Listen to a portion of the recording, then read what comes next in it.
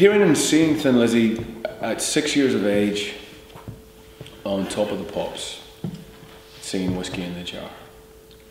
Top of the Pops from a really early age, my earliest memories, maybe 5 years old, was a religious experience for me every Thursday night.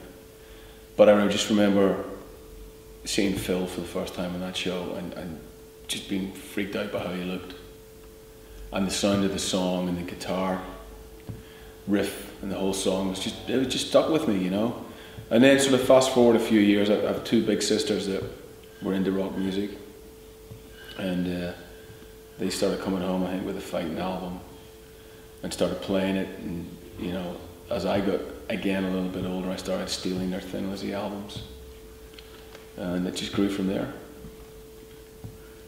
How do you steal an album from your sister? Because just taking them when she wasn't looking. Yeah, when they don't let you play them, you know, you're the little stinky brother, and you know these are my albums, and you're not touching them. Stinky brother. So whenever they were kind of out doing their Saturday jobs and stuff like that, I was, you know, listening to their LPs.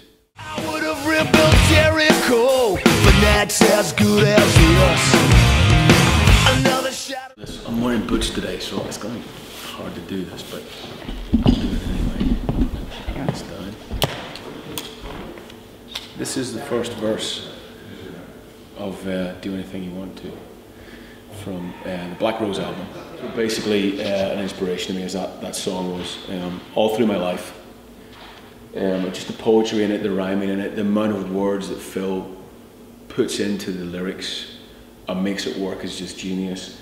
And they're words to live by, and that song was a soundtrack of my youth.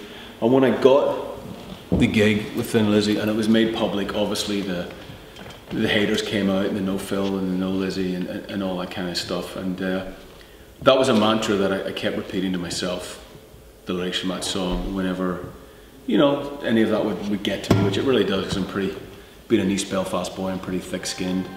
But to me, those are words to live by, and it's a page out of the Phil Lynott Gospel, and that sort of kept me strong and kept me on the right road.